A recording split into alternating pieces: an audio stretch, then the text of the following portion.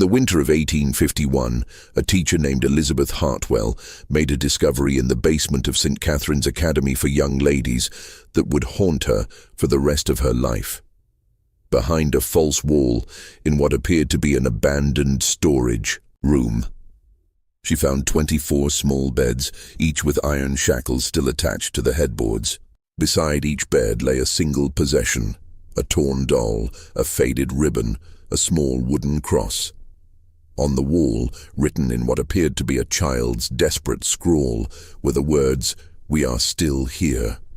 The Massachusetts authorities buried Elizabeth's report so deep that it didn't surface again until 1987, when renovation workers found her original testimony sealed in a mason jar behind the Academy's altar.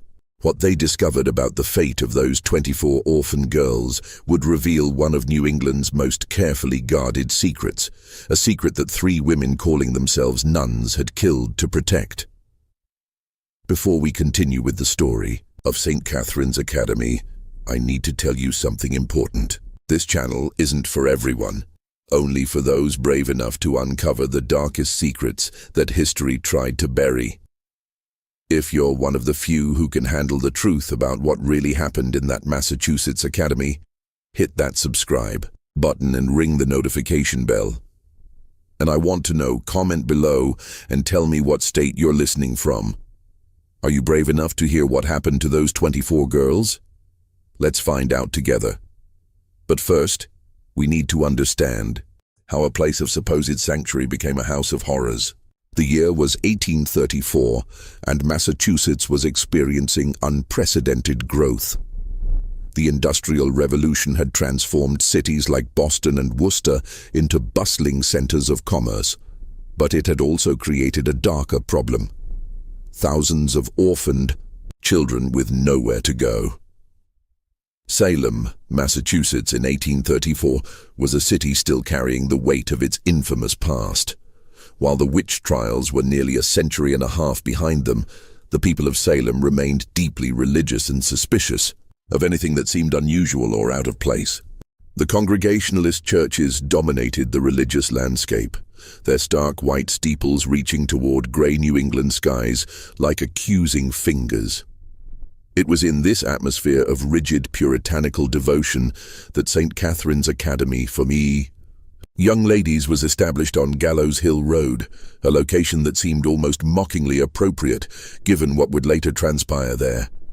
The Academy occupied an imposing 3-story brick building that had once served as a private mansion for a wealthy merchant family. Its Gothic Revival architecture, with tall, narrow windows and steep, gabled roofs, gave it an air of respectability that would prove to be nothing more than an elaborate facade. The Academy advertised itself as a Christian institution dedicated to the moral and educational development of orphaned young ladies, ages 12 to 17. The promotional materials, printed on expensive paper and distributed throughout New England, promised refinement in manners, excellence in domestic arts, and careful placement in respectable Christian households. Parents who had died of consumption, cholera, or industrial accidents could rest easy, knowing their daughters would be well cared for at St. Catherine's. The woman who presented herself as Mother Superior Victoria Whitman was a figure of imposing authority. Tall and severe, with steel-gray hair pulled back in a tight bun beneath her black habit, she commanded respect wherever she went in Salem. Her voice carried the cultured accent of Boston's Beacon Hill, and she spoke eloquently about her calling to serve God's most vulnerable children. She claimed to have been educated at the prestigious Mount Holyoke Female Seminary and to have served in Catholic orphanages in Ireland before coming to Massachusetts. Sister Margaret Collins appeared to be Whitman's perfect complement, younger, with kind eyes and a gentle manner that immediately put frightened orphan girls at ease. She taught literature and music, and her soft Irish accent reminded many of the girls of mothers they had lost. Children who arrived at St. Catherine's, traumatized and grieving, found in Sister Margaret a maternal figure who seemed to genuinely care about their welfare. The third member of their Holy Trinity was Sister Agnes Murphy, a stern woman in her 40s who served as the academy's disciplinarian and business manager. She handled all correspondence with families seeking to adopt, managed the academy's finances, and maintained the strict daily schedule that governed every aspect of the girls' lives. Her habit was always spotless, her rosary always at her side, and her word was law within the academy's walls. The people of Salem welcomed St. Catherine's Academy with open arms. Here, finally, was a solution to the growing problem of orphaned children. The Congregationalist ministers praised the work being done there, despite their theological differences with Catholicism. After all, these women were caring for children that the Protestant community had struggled to accommodate. The mayor of Salem himself attended the Academy's dedication ceremony in September 1834, praising Mother Superior Whitman's Christian charity and maternal devotion. The girls who arrived at St. Catherine's came from across New England. There was Mary O'Brien, 13 years old, whose parents had died in a factory fire in Lowell. Sarah Thompson, 15, had been orphaned when consumption claimed her entire family in a tenement building in Boston. Little Catherine Murphy, no relation to Sister Agnes, was only 12 when her father died in a railroad accident, and her destitute mother could no longer care for her. Each girl who arrived was given the same welcome: a hot meal, a clean bed, and the promise of a better future. They were told they would receive an education that would prepare them to be teachers, governesses, or wives to respectable men. Most importantly, they were told that when they reached 18, the sisters would help them find placement with fine Christian families who would provide them with opportunities they never could have imagined. The daily routine at St. Catherine's was rigorous, but not unusual for the time. The girls rose before dawn for morning prayers, attended classes in reading, writing, arithmetic, and domestic skills throughout the day, and ended each evening with devotional study. They wore simple, grey dresses and white aprons, their hair pulled back in modest styles.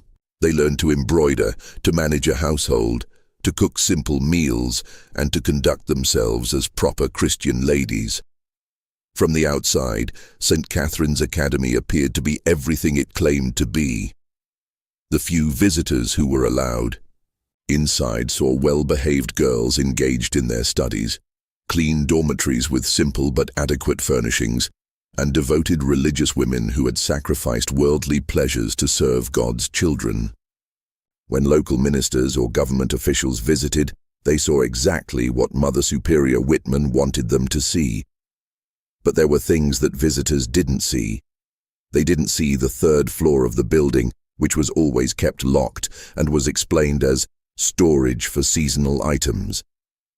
They didn't see the basement workshop where, according to Mother Superior Whitman, the girls learned advanced domestic skills, a workshop that was always empty when visitors were present.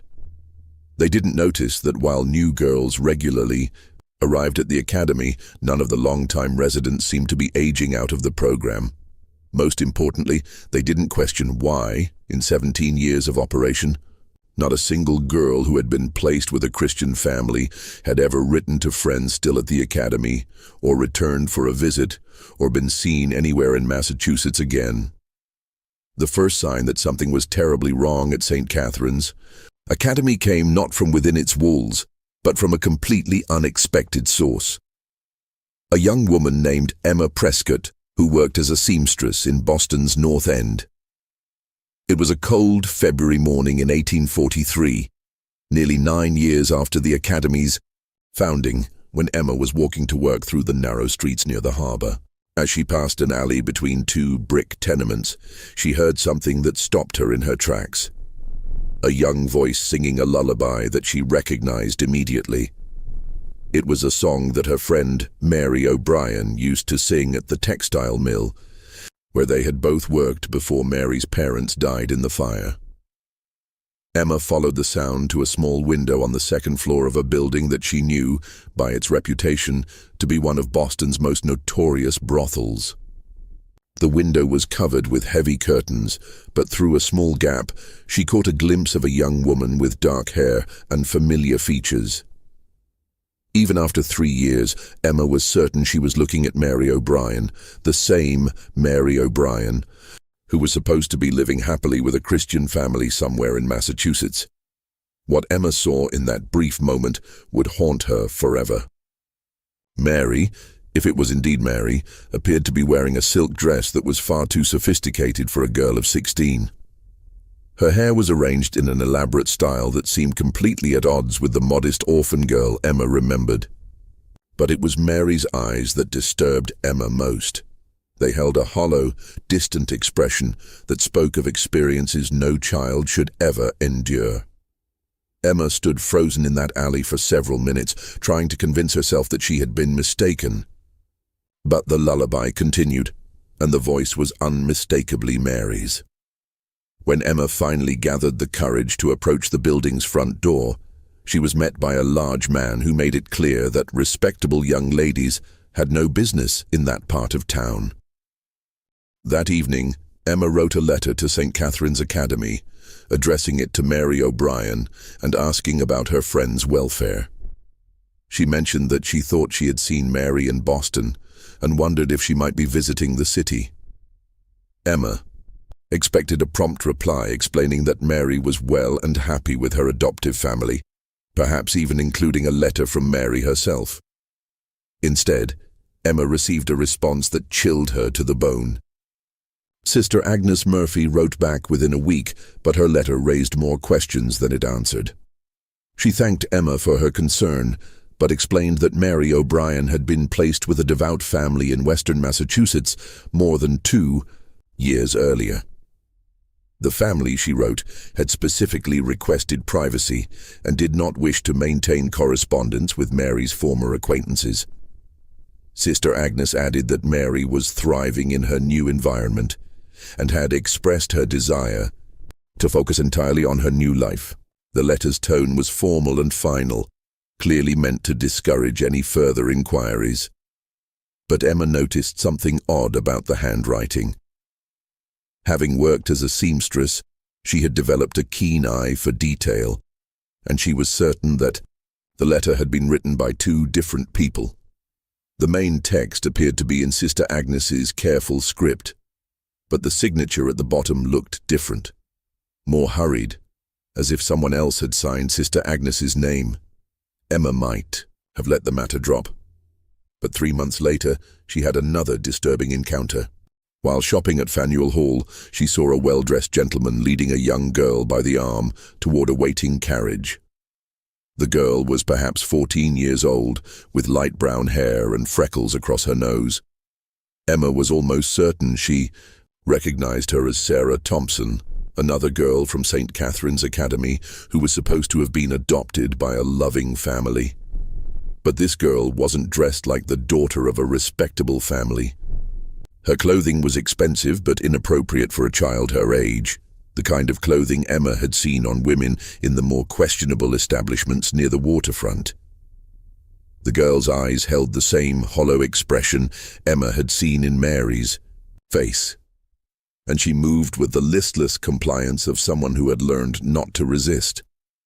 Emma tried to approach them, but the gentleman, a man in his 50s with the bearing of wealth and authority, hurried the girl into the carriage before Emma could get close enough to speak. As the carriage pulled away, Emma caught a glimpse of the girl's face pressed against the window. For just a moment their eyes met, and Emma saw something that made her stomach turn. A desperate plea for help that the girl dared not voice. That night, Emma made a decision that would put her own life in danger. She wrote a second letter to St. Catherine's Academy, this time asking more direct questions. She mentioned seeing both Mary and Sarah in Boston, and she asked Sister Agnes to provide specific information about where the girls had been placed. She also asked if it might be possible to visit the academy to inquire about other girls she had known. The response came not from Sister Agnes, but from Mother Superior Whitman herself. The letter was brief and polite, but its message was unmistakably threatening. Mother Superior Whitman wrote that Emma's continued inquiries were disturbing the peace of mind of girls who have found happiness in their new lives. She suggested that Emma's imagination might be leading her to see familiar faces where none existed, and she strongly advised that Emma focus on her own circumstances rather than dwelling on the past. The letter concluded with words that Emma would never forget. Young women who persist in pursuing matters that do not concern them often find that their own safety and reputation may be called into question. I trust that a sensible girl like yourself will understand the wisdom of allowing sleeping dogs to lie. Emma understood the threat perfectly, but she also understood that she had stumbled upon something far more sinister than a simple case of miscommunication.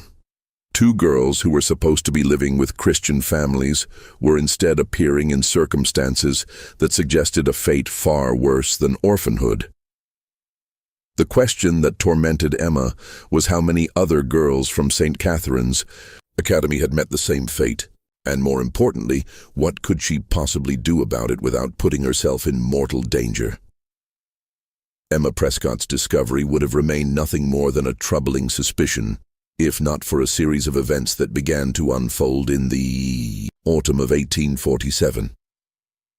By this time, St. Catherine's Academy had been operating for 13 years, and Mother Superior Whitman had become one of Salem's most respected religious figures. She was frequently invited to speak at Congregationalist churches throughout Massachusetts, where she would deliver moving sermons about the Christian duty to care for orphaned children. But success had made the three women careless, and their operation had grown far beyond what they could safely manage. What had begun as a small-scale scheme had evolved into something much larger and more dangerous. They were no longer simply placing a few girls with questionable families. They had become the primary suppliers for a network of brothels and private collectors that stretched from Boston to New York City. The turning point came when they made a fatal error in judgment. In October 1847, a wealthy merchant named Cornelius Blackwood approached Mother Superior Whitman with a request that should have raised immediate red flags. Blackwood claimed to be seeking a young companion for his allegedly invalid wife, someone who could provide comfort and assistance with daily tasks. He was willing to pay an extraordinary sum, nearly 5 times what legitimate adoptive families typically contributed to the Academy. Blackwood's story was suspicious from the beginning. He claimed to live in a remote area of western Massachusetts, but his clothing and manner suggested someone accustomed to city life. He spoke of his wife's illness in vague terms and seemed reluctant to provide specific details about his household. Most troubling of all, he insisted on meeting potential candidates in private, claiming that his wife's delicate condition required absolute discretion.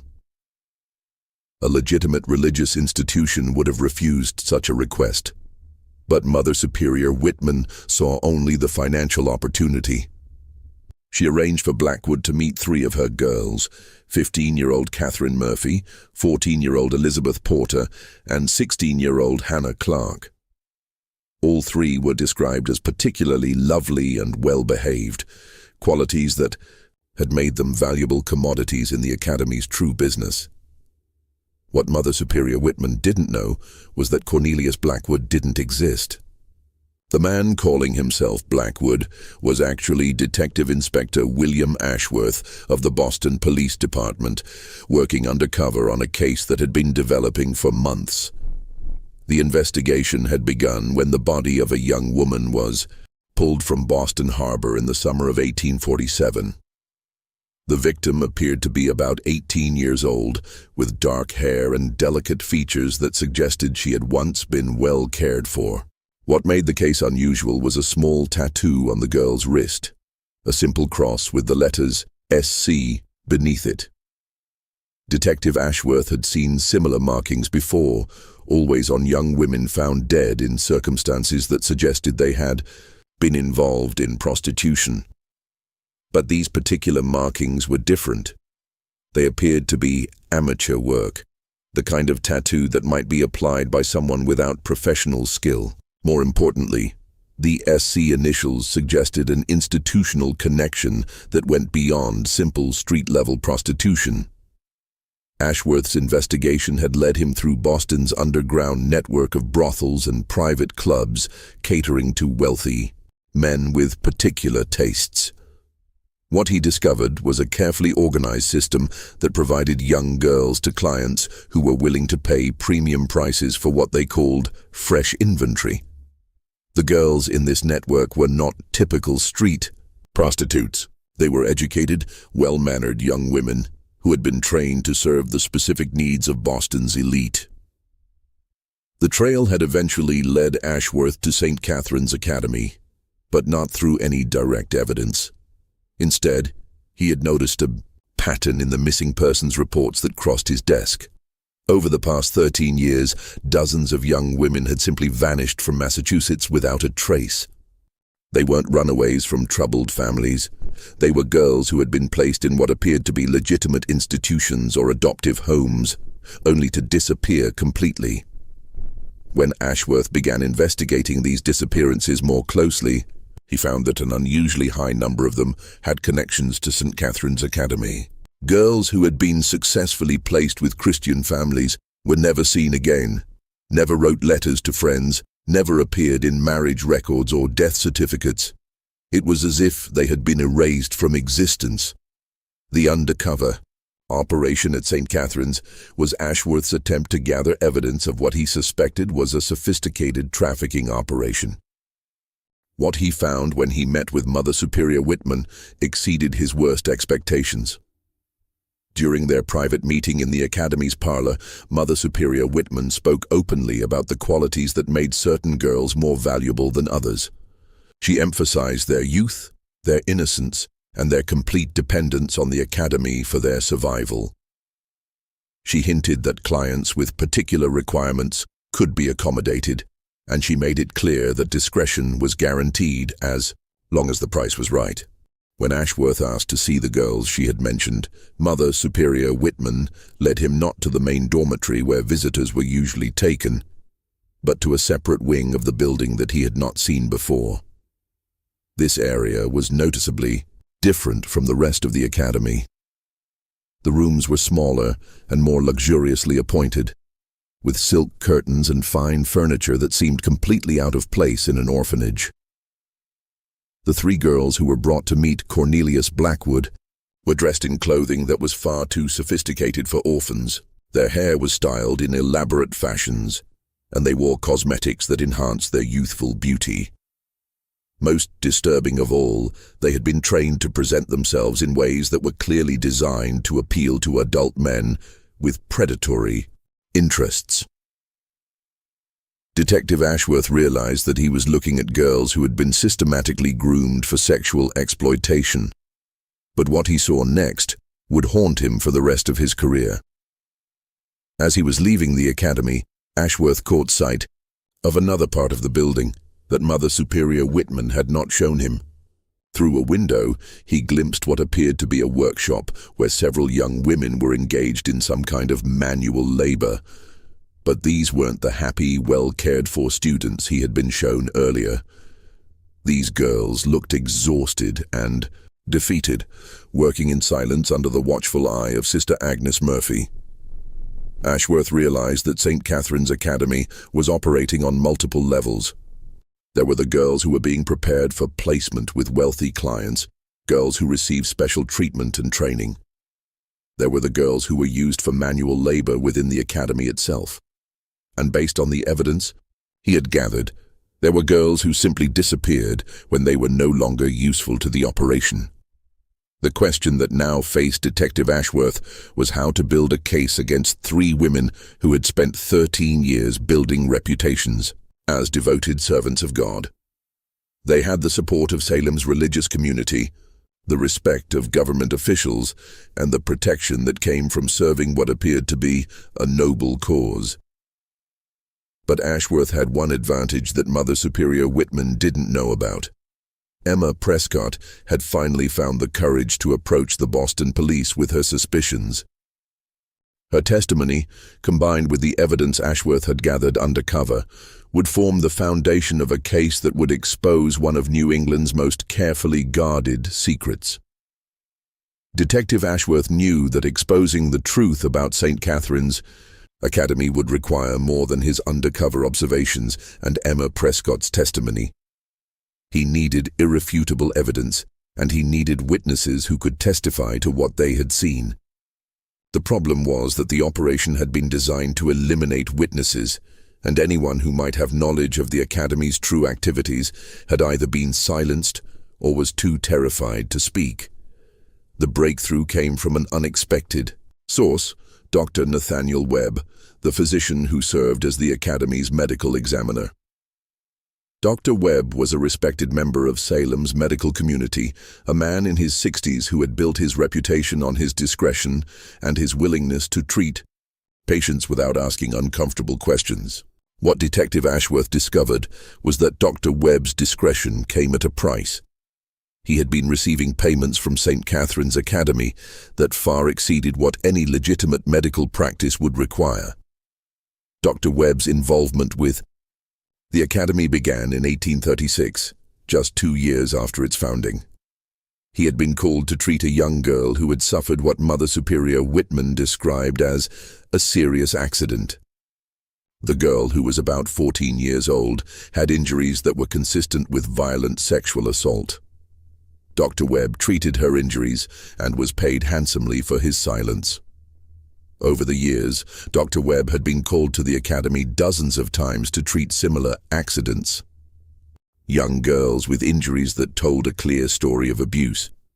Others suffering from venereal diseases that should have been impossible for sheltered orphans to contract. And most disturbing of all, girls who required medical attention after what appeared to be botched abortions.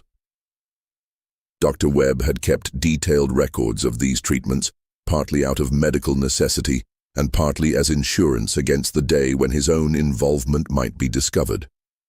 These records, which Detective Ashworth obtained through a warrant, painted a horrifying picture of systematic abuse spanning more than a decade.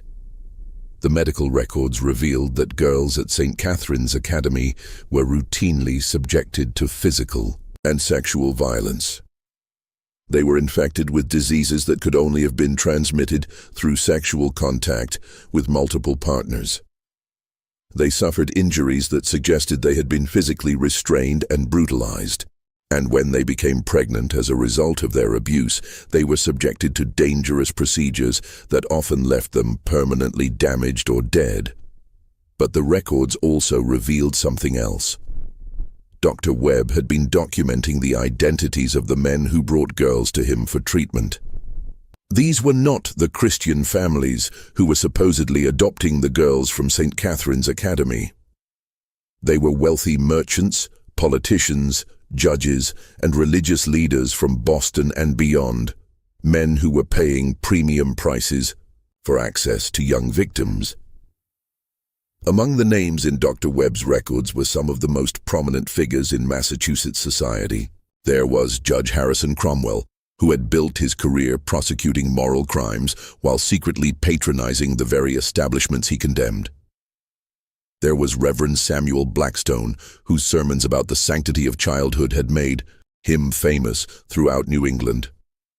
There was even Mayor Robert Thornton of Boston himself, a man who had publicly praised St. Catherine's Academy for its Christian service.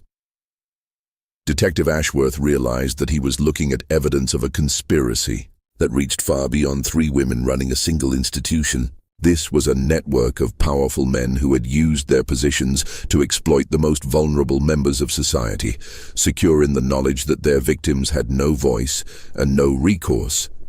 But as Ashworth delved deeper into the case, he made another disturbing discovery. Dr. Webb's record showed that many of the girls he had treated had subsequently disappeared from his care. Girls who had been severely injured or who had contracted dangerous diseases would be brought to him for treatment, but they would never return for follow-up care. When he inquired about their welfare, he was told that they had recovered completely and had been placed with new families. Ashworth began to suspect that girls who became too damaged or too dangerous to the operation were being permanently eliminated. But proving this would require finding evidence of what had happened to girls who had vanished without a trace. The answer came when Ashworth decided to investigate the physical structure of St. Catherine's Academy itself. Using his authority as a police detective, he obtained permission to conduct a thorough search of the building under the pretense of investigating reports of building code violations. What he found in the basement of the academy would provide the evidence he needed to bring down the entire operation. The basement had been divided into several sections, each serving a different purpose in the academy's true business. There was a workshop where girls were forced to produce goods that were sold to supplement the academy's income. There was a medical area where Dr. Webb had conducted his treatments away from prying eyes. And there was a section that had been designed specifically for the training of girls who were being prepared for placement with special clients. But it was the fourth section of the basement that provided the most damning evidence. Behind a false wall that had been carefully concealed, Detective Ashworth found a room that had been used as a primitive crematorium. The room contained the remains of an improvised furnace, along with fragments of human bone and teeth that had not been completely destroyed. Analysis of these remains would later reveal that they belonged to multiple individuals, all of them young, females between the ages of 12 and 18. Some of the bones showed evidence of trauma that suggested violent death, while others indicated that the victims had been suffering from advanced stages of disease when they died. Detective Ashworth had found the final resting place of girls who had become liabilities to St. Catherine's Academy, girls who had been too damaged by their abuse to be profitable, girls who had threatened to expose the operation, girls who had simply outlived their usefulness. All of them had been murdered and their bodies destroyed to eliminate any evidence of their existence. But the most horrifying discovery was yet to come. In a hidden compartment near the crematorium, Ashworth found a ledger that detailed every transaction the Academy had conducted over its 13 years of operation. The ledger contained the names of clients, the amounts they had paid, and detailed descriptions of the services they had received. It also contained a complete record of the girls who had been retired from the operation. More than 40 young women who had been murdered when they were no longer useful. The ledger was signed by all three women: Mother Superior Victoria, Whitman, Sister Margaret Collins, and Sister Agnes Murphy. But it was also signed by someone else, someone whose involvement in the operation had been carefully concealed until now. The fourth signature belonged to Father Patrick O'Malley, the priest who had supposedly helped establish St. Catherine's Academy as a Catholic institution. O'Malley, it turned out, was not a priest at all, but another criminal who had assumed a false identity to provide religious legitimacy to the operation. Detective Ashworth now had evidence of a criminal conspiracy that involved not just 4 individuals, but a network of wealthy and powerful men who had used their positions to exploit vulnerable children. But bringing these criminals to justice would prove to be far more dangerous than gathering evidence against them. As Detective Ashworth prepared to present his evidence to the Massachusetts Attorney General, he began to understand why the St. Catherine's Academy operation had been able to continue for so long without detection. The network of clients who had patronized the academy included some of the most powerful men in the state, men who had the resources and connections to make problems disappear.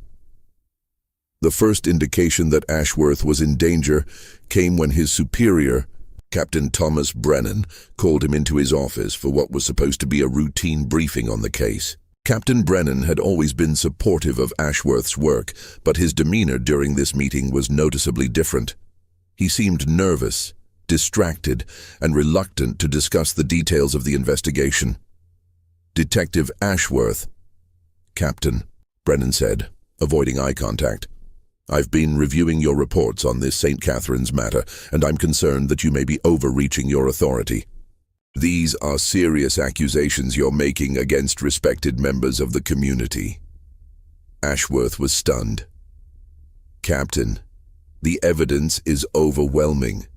We have medical records, financial documents, physical evidence of murder. These women have been trafficking children for 13 years. Evidence can be misinterpreted, Detective," Brennan replied carefully. "What appears to be criminal activity might simply be the result of poor record-keeping or unfortunate misunderstandings. I think it would be wise to proceed with extreme caution." That evening, Ashworth received a visit at his home from someone he hadn't expected to see. Judge Harrison Cromwell, whose name had appeared multiple times in Dr. Webb's medical records as a client of St. Catherine's Academy. Judge Cromwell arrived without warning, accompanied by two men who were clearly not court officials. He was polite but firm as he explained to Ashworth that the investigation into St. Catherine's Academy was causing considerable concern among Boston's business community. "Detective Ashworth," Judge Cromwell said, settling into a chair in Ashworth's parlor without being invited. "You've built a reputation as a thorough and dedicated officer of the law. That's why I'm confident you'll understand the delicate nature of the situation we're discussing. Your Honor, if you're here to discuss an active investigation, I should point out that this is highly irregular," Ashworth replied, his hand instinctively moving toward his service weapon. "Nothing irregular about community leaders taking an interest in the welfare of our institutions," the judge said smoothly. "St. Catherine's Academy has served this community for 13 years. The women who run it have devoted their lives to caring for orphaned children. It would be a tragedy if unfounded accusations were to destroy their good work." Judge Cromwell leaned forward, his tone becoming more direct. "I understand you've been talking to Dr. Webb about his medical practice. Dr. Webb is an old man, Detective. His memory isn't what it used to be, and his records, well, medical records from that era can be difficult to interpret. It would be unfortunate if an elderly physician's failing memory were to cast doubt on the sterling reputation of a charitable institution." The message was clear. Dr. Webb would not be available to testify, and his records would not be admissible as evidence. But Judge Cromwell wasn't finished. "I'm also told that you've been corresponding with a young woman named Emma Prescott," he continued. "Miss Prescott has been through some difficult times recently, lost her position at the textile mill, fallen behind on her rent, developed something of a reputation for instability. It would be a shame if her troubles were to worsen because she allowed her imagination to run away with her." Ashworth felt a chill run down his spine. "Are you threatening Miss Prescott, Your Honor?" "Not at all, Detective. I'm simply observing that young women in precarious circumstances often find their situations deteriorating rapidly. Miss Prescott would be wise to focus on her own problems rather than involving herself in matters that don't concern her." Judge Cromwell stood to leave, but he paused at the door. "Detective Ashworth, you're a smart man, smart enough to recognize when you're facing a situation that's beyond your control. There are forces at work here that you don't fully understand, and people who won't hesitate to protect their interests. I'd hate to see a dedicated officer like yourself become a casualty of his own overambition." After Judge Cromwell left, Ashworth sat in his parlor for a long time, considering his options. He knew that he was facing a conspiracy that reached far beyond what he had initially imagined. The men who had been patronizing St. Catherine's Academy weren't just wealthy clients. They were judges, politicians, and business leaders who controlled the very institutions that were supposed to ensure justice. But Ashworth also knew that he might have one advantage. The criminals had become overconfident.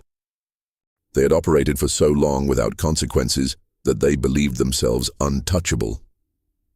That overconfidence might be their downfall. The next morning, Ashworth made a decision that would put his own life in jeopardy. Instead of backing down from the investigation, he decided to accelerate it. He would gather his evidence and present it directly to the press, bypassing the legal system that had been compromised by the very men he was investigating. But first, he needed to secure the safety of the people who had helped him. He sent a message to Emma Prescott, warning her that she was in danger and advising her to leave Boston immediately. He also approached Dr. Webb and urged him to turn over all of his records before Judge Cromwell could have them destroyed. Dr. Webb, terrified by the visit he had received from the judge's associates, agreed to cooperate with Ashworth, but only under specific conditions. He would provide copies of his records, but he would not testify publicly. He was too old and too frightened to risk becoming a target of the conspiracy he had helped to enable. As Ashworth prepared to expose the truth about St. Catherine's Academy, he realized that he was racing against time. The people he was investigating had already begun to take steps to protect themselves, and they wouldn't hesitate to eliminate anyone who threatened their secret.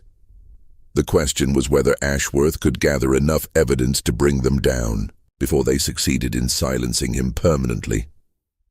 The answer would come sooner than he expected, and in a way that would test every assumption he had made about the case.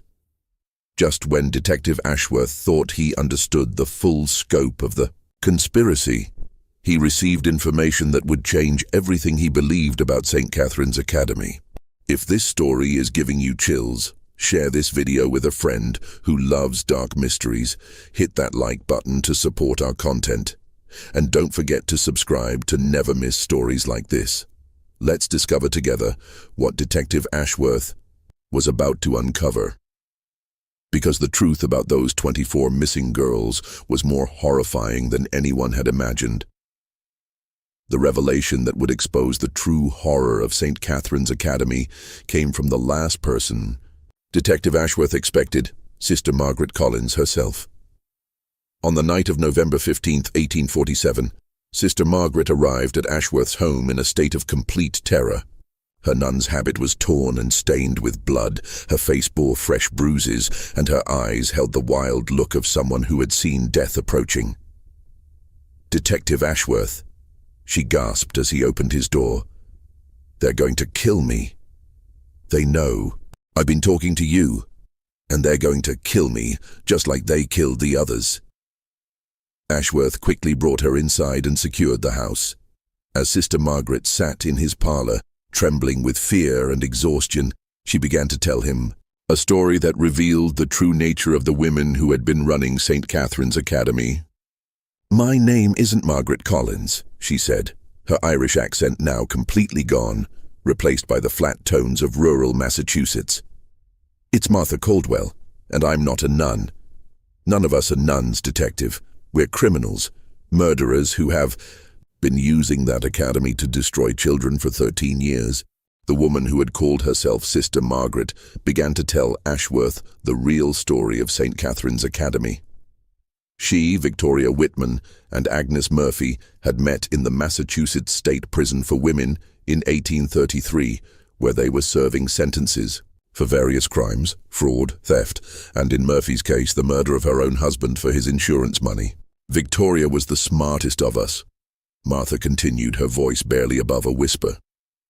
"She had been educated at a real finishing school before her family lost their money. She knew how to talk like a lady, how to carry herself, how to convince people that she was something she wasn't. When we were released in early 1834, she came to us with a plan. The plan had been audacious in its simplicity.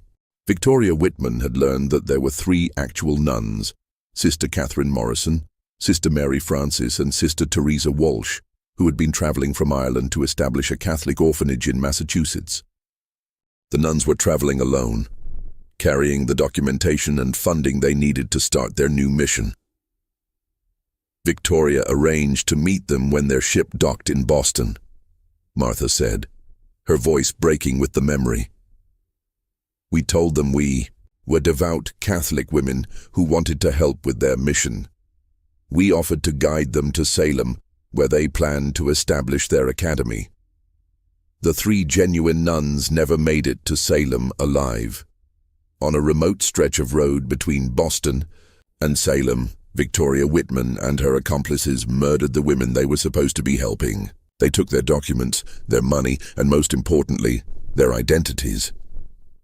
"We buried them in a field outside of Marblehead," Martha whispered. "Victoria said that dead nuns couldn't contradict our story.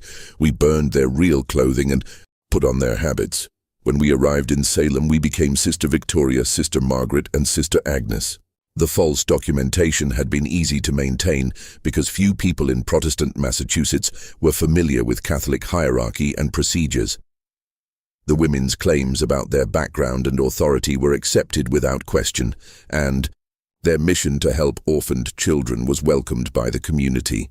For the first year, we actually tried to run a legitimate orphanage," Martha continued. "We thought we could take the money we had stolen from the real nuns and build a life for ourselves. But Victoria had bigger plans. She realized that there was much more money to be made from the girls than from simply caring for them." The transition from legitimate orphanage to trafficking operation had been gradual.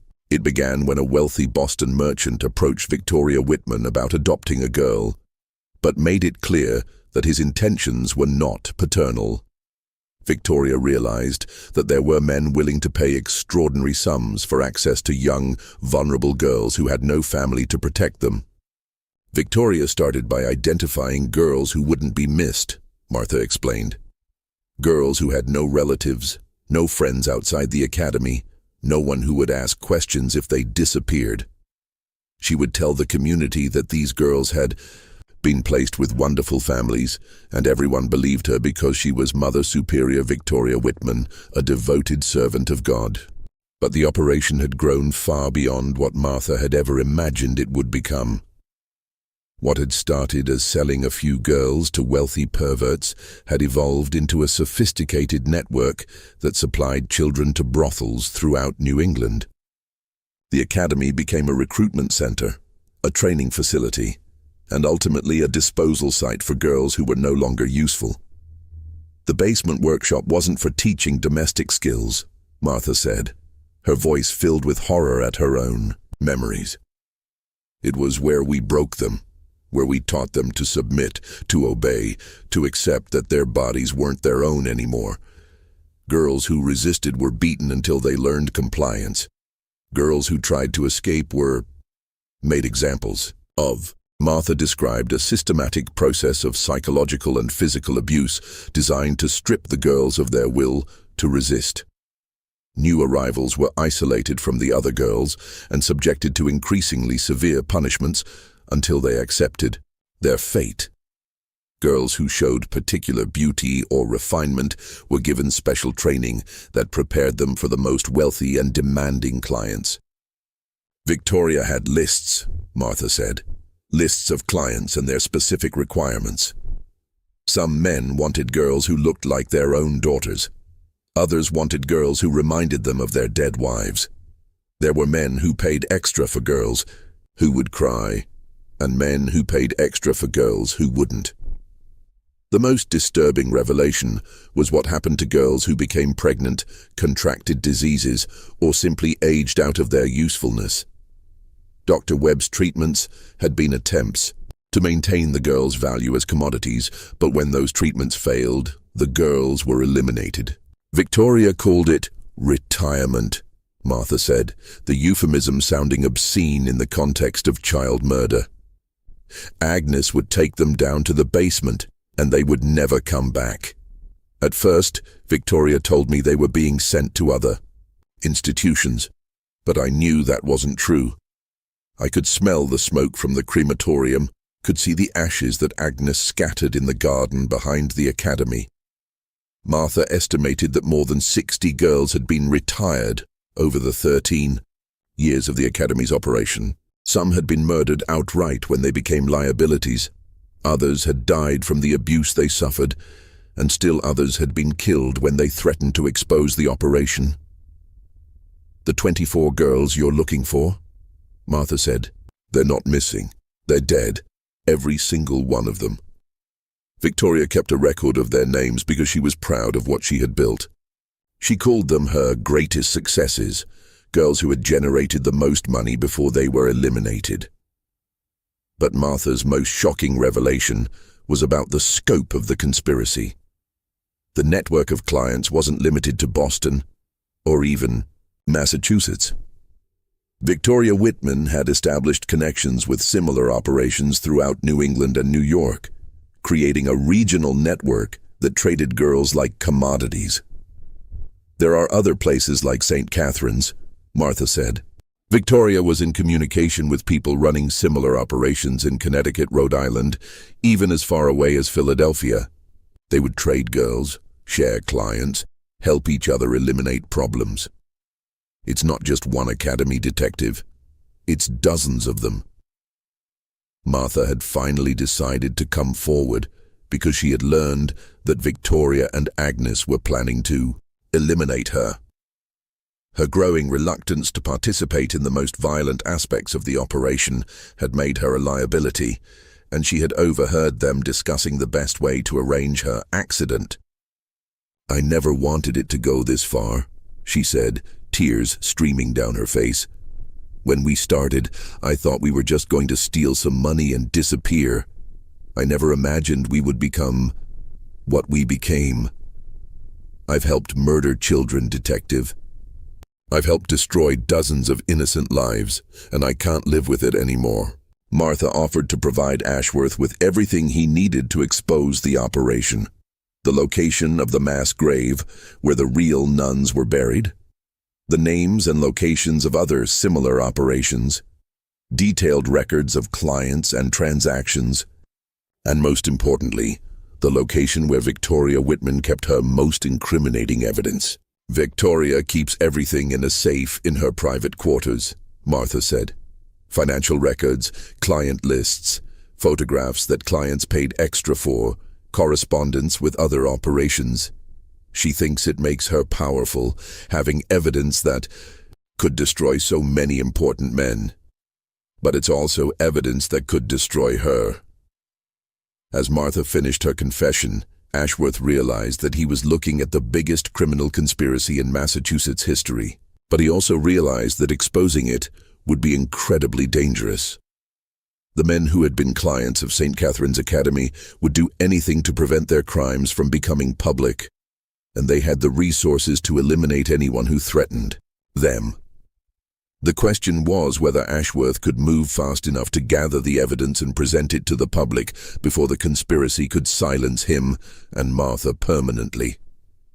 The answer would determine not only whether justice would be served, but whether the girls who had died at St. Catherine's Academy would finally be remembered for who they truly were, victims of a system that had failed to protect them. Detective Ashworth knew that he had only hours before Victoria Whitman and Agnes Murphy realized that Martha had betrayed them. With Martha's help, he organized a raid on St. Catherine's Academy that would take place at dawn on November 16, 1847. He bypassed his own department, knowing that the conspiracy reached into the Boston police, and instead contacted the Massachusetts state police and federal marshals who were not connected to the local network of corruption. The raid on St. Catherine's Academy revealed horrors that exceeded even Ashworth's expectations. In Victoria Whitman's private safe, investigators found detailed records of 127 girls who had been trafficked through the academy over 13 years. 68 of them had been murdered when they were no longer useful, including the 24 girls whose names would eventually give this case its enduring notoriety. The evidence also revealed the scope of the client network. The list included not just Massachusetts officials, but wealthy men from across New England and New York. Among them were 3 federal judges, 12 state legislators, 5 mayors, and dozens of prominent businessmen and religious leaders. The scandal would eventually reach as high as a member of Congress and a federal cabinet member. Victoria Whitman was arrested while attempting to flee to Canada with a suitcase full of gold coins and jewelry that had been payment from clients. Agnes Murphy was found in the basement of the academy, destroying evidence in the crematorium where so many girls had met their end. The false Father O'Malley had disappeared completely and was never found. The trials that followed were among the most sensational in Massachusetts history. Victoria Whitman, facing overwhelming evidence, maintained her innocence until the end, claiming that she had been running a legitimate orphanage and that any evidence to the contrary had been fabricated by her enemies. She was convicted on 68 counts of murder and sentenced to death. Agnes Murphy attempted to claim that she had been coerced by Whitman, but the evidence showed that she had been an enthusiastic participant in the operation's most violent aspects. She was convicted on 43 counts of murder and also sentenced to death. Martha Caldwell, in exchange for her cooperation, received a sentence of life in prison. She would spend the remaining 32 years of her life in the Massachusetts State Prison for Women, where ironically she became known for her work helping other female prisoners learn to read and write. Dr. Webb, faced with the choice between cooperation and prosecution, provided detailed testimony about his role in the conspiracy. His medical records were crucial in establishing the pattern of abuse and murder. He was convicted of accessory to murder and sentenced to 20 years in prison, but died of a heart attack less than 2 years into his sentence. The investigation into the client network proved more problematic. Many of the men named in Victoria Whitman's records had the resources to hire the best lawyers and the connections to influence the legal process. Some fled the country, others destroyed evidence, and still others simply denied any involvement despite overwhelming proof of their crimes. Judge Harrison Cromwell was found dead in his study 3 days before he was scheduled to testify, apparently having committed suicide rather than face public disgrace. Several other clients met similar fates, leading to speculation that they had been murdered to prevent them from implicating others in the conspiracy. In the end, only 12 of the more than 50 clients identified in the records were successfully prosecuted. The others escaped justice through a combination of wealth, influence, and the reluctance of authorities to pursue cases that would embarrass prominent members of society. The physical evidence of the crimes was undeniable. Excavation of the basement, crematorium revealed bone fragments and personal effects belonging to dozens of victims. The mass grave outside Marblehead yielded the remains of the 3 genuine nuns, along with several other unidentified victims. The academy building itself was destroyed by an angry mob before authorities could stop them. Emma Prescott, whose suspicions had helped expose the conspiracy, was initially hailed as a hero. But she found that her newfound fame came with a terrible price. Many people blamed her for destroying the reputations of prominent men, and she received death threats from those who believed she should have remained silent. She eventually moved to California, where she lived under an assumed name until her death in 1891. The case of St. Catherine's Academy led to significant reforms in how orphanages and charitable institutions were monitored in Massachusetts. New laws required regular inspections, detailed record-keeping, and verification of staff credentials. Similar reforms were implemented throughout New England as other states sought to prevent similar tragedies. But perhaps the most important outcome of the case was that it finally gave names and identities to girls who had been erased from history. The 24 girls whose disappearance had initially puzzled investigators were revealed to be Mary O'Brien, age 13, murdered in 1837 after attempting to escape; Sarah Thompson, age 15, killed in 1839 when she contracted tuberculosis; Catherine Murphy, age 12, beaten to death in 1840 when she refused to comply with a client's demands; and 21 others, ranging in age from 12 to 17, each with their own story of a life cut short by the cruelty of adults who should have protected them. A memorial was erected in Salem's Green Lawn Cemetery bearing all their names, paid for by public subscription. The inscription reads, "In memory of the innocent victims of St. Catherine's Academy, may their names never be forgotten, and may their suffering never be repeated." Detective William Ashworth was promoted and eventually became Chief of Police in Boston, a position he used to continue investigating similar cases throughout New England. He never married and dedicated his life to protecting children from the kind of predators he had encountered at St. Catherine's Academy. He died in 1889, still carrying the guilt of not having discovered the conspiracy sooner. The building that had housed St. Catherine's Academy was never rebuilt. The land remained empty for decades, eventually becoming a small park where children could play safely. Local legend claims that on certain nights, visitors to the park can hear the sound of young voices singing lullabies, as if the spirits of the murdered girls were finally at peace.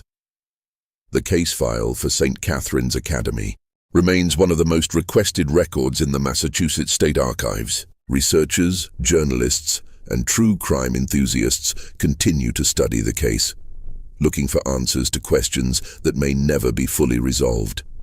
How many other institutions like St. Catherine's Academy operated without detection? How many powerful men escaped justice for their crimes? And how many other children suffered similar fates without anyone ever learning their names? What we do know is that the evil that flourished at St. Catherine's Academy was not supernatural or otherworldly. It was purely human evil, perpetrated by people who chose profit over compassion, power over protection, and silence over justice. The real horror of this story is not that it involved ghosts or demons, but that it involved people who were supposed to be guardians and protectors. The 24 girls who never left St. Catherine's Academy finally found peace not through supernatural intervention, but through the courage of people like Emma Prescott and Detective Ashworth, who refused to let their deaths be forgotten. Their names are carved in stone now, permanent reminders that even the most vulnerable members of society deserve justice, protection, and remembrance. This mystery shows us that the greatest horrors are often hidden behind facades of respectability and virtue. The most dangerous predators are not strangers lurking in shadows, but trusted figures who use their positions of authority to exploit those under their care. What do you think of this story? Do you believe everything was revealed? Or could there have been even darker secrets that died with Victoria Whitman? Leave your comment below. If you enjoyed this tale and want more horror stories like this, subscribe, hit the notification bell, and share with someone who loves mysteries. The truth is often more terrifying than any ghost story, and there are many more dark secrets waiting to be uncovered. See you in the next video.